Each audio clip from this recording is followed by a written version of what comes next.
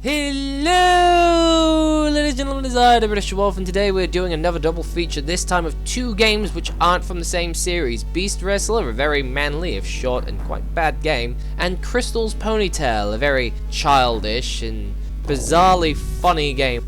First off, we'll be looking at Beast Wrestler, as it is the shorter of the two games. Now, this came out during the fighter era, such as Street Fighter or Streets of Rage, basically anything where you can beat the crap out of people. But it is far inferior to those games. It has a PvP and PvE aspect, as ever, where you face off against players or AI one-on-one, and a match and tournament situation, where a match is a single fight and a tournament is several together.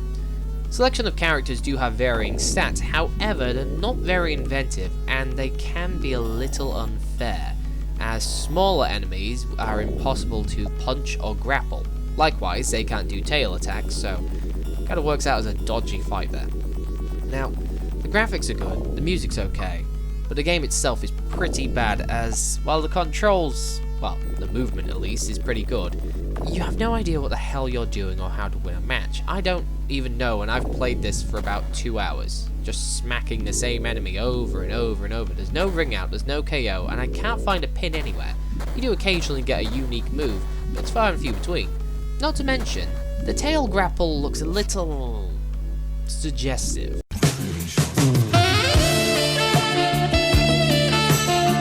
Shit-tame. Anyway, much like real wrestling, it is pretty gay looking and generally isn't very fun.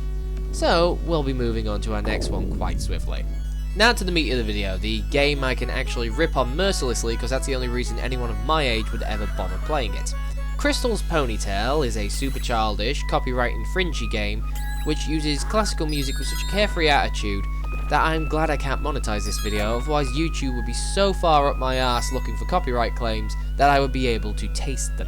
The game only has two controls, jump and interact. Interact also acts as an attack, but I'll get to why in a minute. It's a pretty easy to finish game, 30 minutes on easy, and probably only a little more on high difficulties. There's only 3 difficulties in total, easy, medium and hard, and they will affect the game, but again, only ever so slightly. Now the premise of the game is that an evil wizard kidnaps your friends and destroys a rainbow bridge leading to the castle. Not really a reason as to why, so it's more like Gargamel from the Smurfs. He's just the evil guy you need to hate. To save your friends, you need to dig up, trade rabbits with carrots to get them to open one, and generally open boxes with keys to find crystals, or just find them laying around.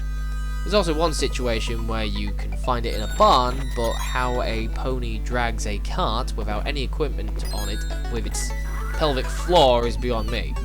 Seriously, that is one painful ass cart drag. The crystals and ponies are randomly generated, however, so that is a good point to this game. Every time you save a pony, however, you go on what I can only describe as an acid trip. They then proceed to throw hearts at you, so I'm assuming this is some form of pony harem you're collecting.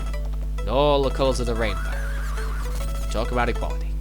Now, to get through each level, you have to collect horseshoes, but horseshoes aren't without their trouble. See, I originally thought they were like rings from Sonic, but instead they act as a way of ending the game. Now to finish each level you need to collect horseshoes. Horseshoes can be lost upon contact with enemies, and you will also need an increasing amount depending on what difficulty you're playing. If you're playing on easy, there will be minimal amount of enemies and you'll only need 5, medium, 10 and double the enemies, and on hard there'll be triple the enemies and you'll need 15. However, even if you don't have enough horseshoes and cannot collect any more by the time you finish the level, you'll just be sent back to the beginning with the same amount of horseshoes you were holding when you tried to finish the level before. So you can literally just charge through the game carefree without any caution whatsoever. Also, the horseshoe gate makes a very familiar noise.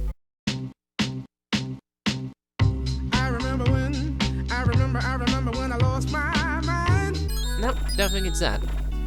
Anyway, you can customize your character and change the difficulty on the option screen. However, I can't find any way whatsoever of finding the damn option screen beyond starting the game. So once you're locked in, that's it. Also, I question who thought this was a good palette design for the original pony. Seriously, none of the colours match, that's just crazy.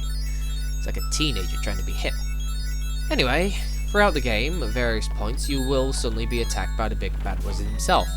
And at the end of the game, you'll also have to face him. This is where the attack button comes in.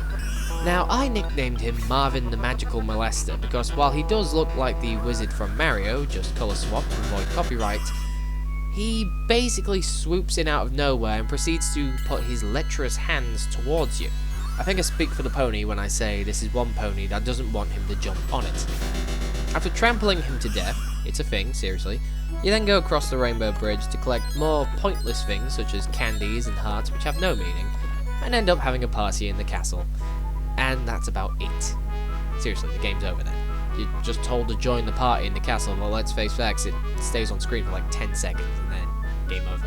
It's a very pointless game, and while the random generation was quite interesting and clever, it is kind of useless overall, when you consider what other child-friendly games are out there at the time. Anyway, that's it for today's episode. Hope you all enjoyed. I've been the British Wolf, you've been the audience, and I will see you in the next video.